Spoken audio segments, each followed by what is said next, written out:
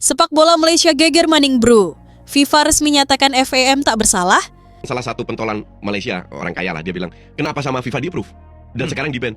Ya gampang aja, kalau lu mengeluarkan dokumen yang menurut aturan sesuai, makanya FIFA approve. Tapi FIFA nggak tahu kalau ini palsu kan? FAM bilang mereka bersih, sekjennya dinyatakan tak bersalah. Tapi tunggu dulu, kalau memang tak ada pelanggaran, kenapa FIFA tetap menjatuhkan denda ratusan ribu franc dan melarang 7 pemain main 1 tahun? Ini bersih? Atau cuma selamat di atas kertas? Dan di saat Malaysia sibuk membela diri dari skandal dokumen, FIFA justru memberi panggung besar ke Indonesia. Bukan wacana, bukan gosip. FIFA Series 2026 sudah di depan mata dan bocoran kuat menyebut lawannya bukan dari Asia, tapi dari Eropa. Jadi pertanyaannya sekarang, siapa sebenarnya yang lolos dari hukuman dan siapa lawan dari Eropa yang dibocorkan FIFA?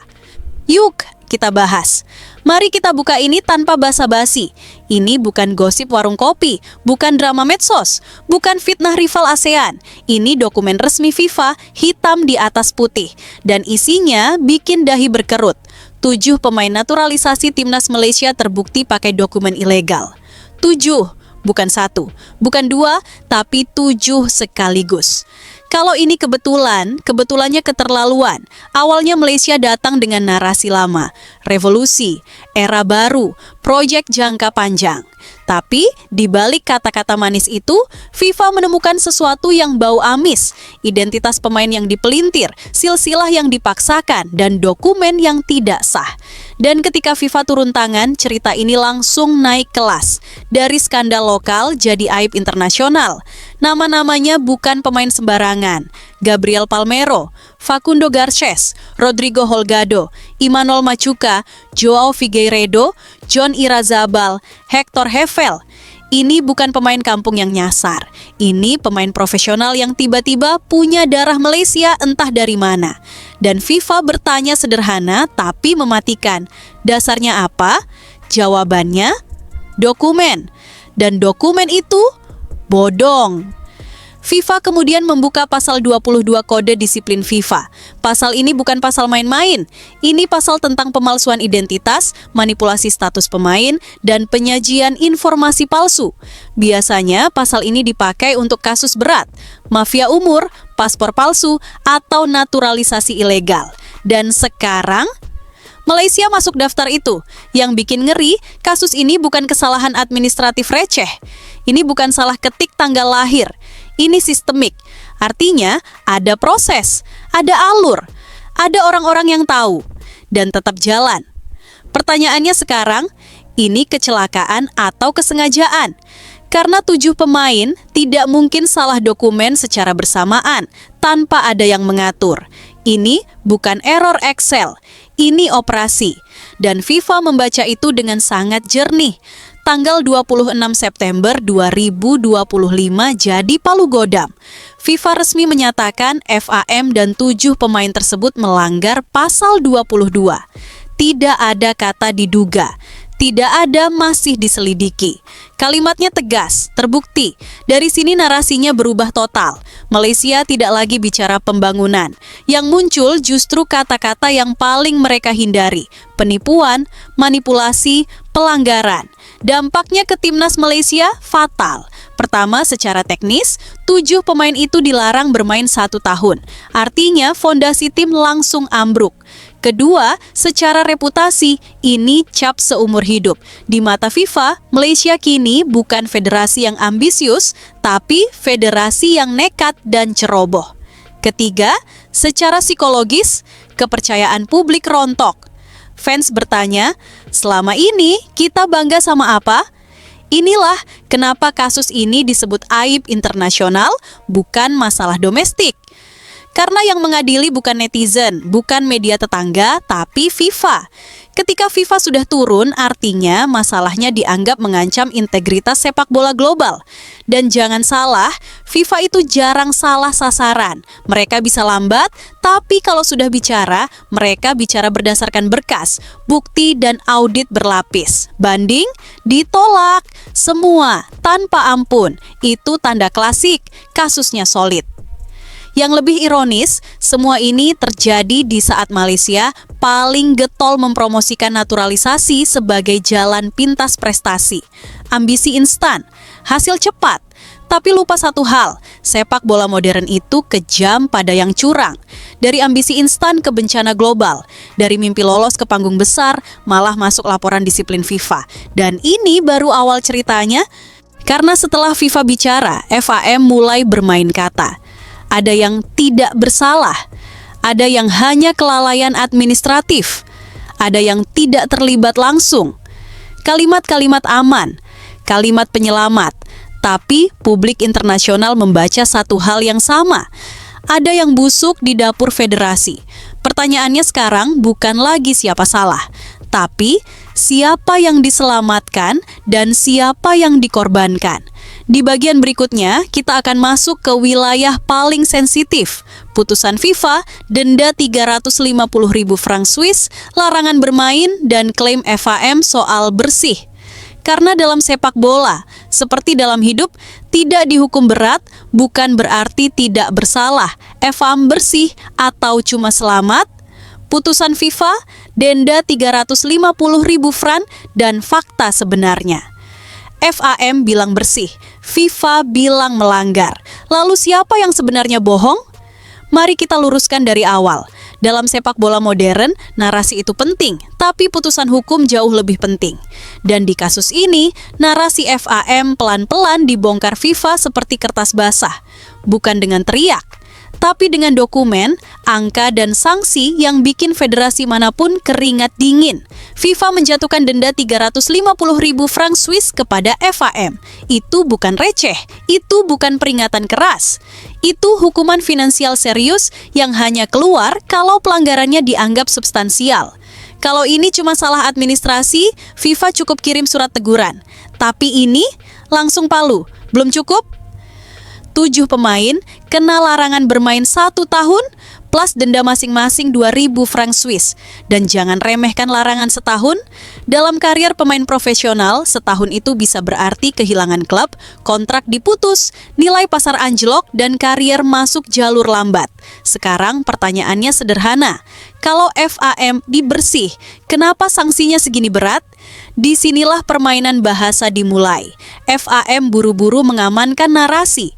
Mereka bilang Sekjen Datuk Nor Azman Rahman tidak bersalah, tidak terlibat langsung, dan hanya melakukan kelalaian administratif. Kata kuncinya, langsung. Ini penting, karena dalam hukum organisasi tidak terlibat langsung bukan berarti tidak bertanggung jawab. Bayangkan begini, kalau kapal bocor karena peta palsu, apakah kapten bisa bilang, "Saya tidak gambar petanya"? Bisa. Tapi kapalnya tetap tenggelam, dan kapten tetap dimintai tanggung jawab. FIFA itu organisasi yang sangat hati-hati dengan bahasa. Mereka tidak bilang penipuan terorganisir, tapi mereka menulis pelanggaran pasal 22.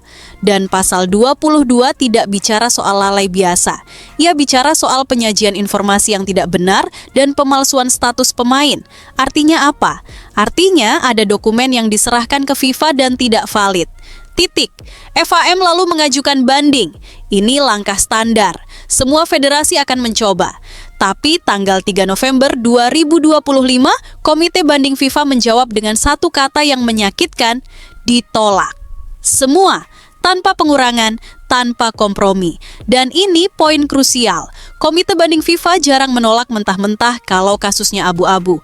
Kalau ada celah, biasanya sanksi diringankan. Tapi di sini, tidak. Artinya, bukti-buktinya kuat, rapi, dan tidak terbantahkan. Lalu kenapa Nor Azman selamat?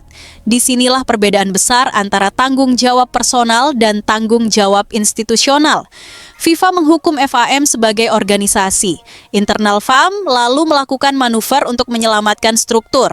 Mereka perlu wajah stabil, mereka perlu kontinuitas, dan Nor Azman jadi simbol normalisasi. Dibilang tidak bersalah? Bisa jadi, tapi publik punya hak bertanya. Kalau Sekjen tidak tahu, lalu siapa yang tahu? Ini bukan urusan satu staf. Ini urusan proses naturalisasi internasional. Ada surat menyurat, ada verifikasi, ada alur. Kalau pimpinan administratif tidak tahu, itu masalah kompetensi. Kalau tahu tapi dibiarkan, itu masalah integritas. Dan di titik ini, klaim bersih terasa seperti selamat secara administratif, bukan bebas secara moral. Ingat kalimat penting ini, tidak dihukum berat bukan berarti tidak salah. Dan lebih tajam lagi, tidak terbukti di satu meja sidang bukan berarti tidak terjadi di lapangan. FAM lolos dari sanksi personal untuk pimpinan, tapi mereka tidak lolos dari cap FIFA. Dalam arsip internasional, kasus ini akan selalu tercatat. Setiap pengajuan ke depan akan diawasi lebih ketat. Setiap dokumen akan diperiksa 2 kali. Reputasi itu mahal dan Malaysia baru saja menggadaikannya. Sementara itu, publik Malaysia terbelah. Ada yang menerima narasi sudah selesai. Ada yang marah, ada yang sinis, dan ada yang mulai sadar. Revolusi yang dibanggakan ternyata berdiri di atas fondasi rapuh. Dan di tengah semua ini, ada satu sosok yang biasanya paling vokal, yang tiba-tiba bungkam, TMJ. Biasanya lantang, biasanya menyerang, biasanya penuh narasi besar, tapi kali ini sunyi. Dan dalam politik sepak bola, diam itu bukan netral, diam itu strategi atau tanda tidak siap. TMJ bungkam, Malaysia panik, reaksi publik dan elit setelah ditampar FIFA. Biasanya lantang, sekarang sunyi. Ada apa dengan TMJ setelah FIFA bicara? Kalau kamu mengikuti sepak bola Malaysia, kamu pasti tahu satu hal, TMJ jarang diam. Tunku Ismail biasanya paling depan kalau bicara revolusi, profesionalisme, sampai nyinyir ke federasi lain. Tapi setelah FIFA mengumumkan skandal dokumen palsu ini, mendadak hening, sunyi, sepi. Seolah-olah ada tombol mute ditekan dari langit. Dan dalam dunia politik sepak bola, diam itu bukan kebetulan. Diam itu sinyal. Sementara TMJ bungkam, publik Malaysia justru ribut sendiri. Media lokal pecah, ada yang membela FAM mati-matian, ada yang mulai berani bertanya, dan ada juga yang akhirnya jujur. Kalau bukan salah sistem, masa 7 pemain bisa lolos? Media arus utama mencoba meredam, judul-judulnya halus. Kata pemalsuan diganti ketidakpatuhan. Kata ilegal digeser jadi isu dokumentasi. Ini bukan kebohongan, tapi eufemisme, bahasa yang dibuat lebih ramah supaya tidak terlalu sakit. Tapi publik sudah keburu cerdas. Mereka baca putusan FIFA. Mereka lihat denda. Mereka tahu banding ditolak. Dan mereka bertanya dengan nada getir. Kalau ini bukan salah besar, kenapa FIFA segalak itu? Disinilah narasi revolusi mulai retak. Selama ini, Malaysia menjual cerita tentang transformasi total, liga profesional, manajemen modern, naturalisasi cerdas. Tapi kasus ini membuka sisi gelapnya, obsesi hasil cepat. Ketika target prestasi dipatok terlalu tinggi, jalan pintas jadi menggoda. Dan ketika jalan pintas diambil, risikonya global. TMJ ada di posisi paling sulit. Kalau bicara salah, kalau diam dicurigai. Mau menyalahkan siapa? Staf, federasi, pemain, FIFA, semua opsi berbahaya. Maka yang dipilih bungkam strategis, menunggu badai reda. Masalahnya, badai ini bukan badai lokal. Ini badai FIFA. Dan badai FIFA tidak reda hanya karena waktu. Yang lebih menyakitkan, skandal ini merusak satu hal yang paling mahal dalam sepak bola. Kepercayaan. Bukan cuma kepercayaan fans sendiri, tapi kepercayaan konfederasi, sponsor, dan federasi lain. Setiap kali Malaysia bicara fair play ke depan, orang akan mengingat satu kata, dokumen. Bandingkan dengan federasi lain yang tersandung masalah.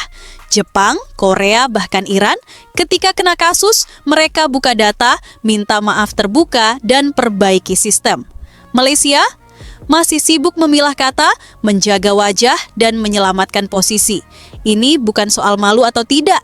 Ini soal kedewasaan sepak bola. Dan publik ASEAN melihat semuanya. Diam-diam, tanpa sorak, tanpa provokasi, tapi mereka mencatat. Indonesia mencatat, Vietnam mencatat, Thailand mencatat, karena dalam sepak bola regional, reputasi satu negara memengaruhi peta kekuatan. Dan ironisnya, di saat Malaysia sibuk menutup lubang, Indonesia justru membuka jendela besar ke dunia. Di saat satu negara sibuk klarifikasi, negara lain disorot karena validasi. Di saat satu federasi defensif, federasi lain justru transparan dan percaya diri. Kontras ini tidak dibuat-buat, ia terjadi alami, dan ia terasa menyakitkan bagi yang tertinggal. Karena sepak bola bukan cuma soal siapa yang paling berisik di media, sepak bola adalah soal siapa yang paling siap ketika dunia melihat, dan dunia sedang melihat sekarang. Kontras telak, Malaysia disangsi, John Herdman justru takjub dengan Indonesia dan GBK. Di saat Malaysia disorot FIFA karena pelanggaran, pelatih kelas dunia justru jatuh cinta pada Indonesia.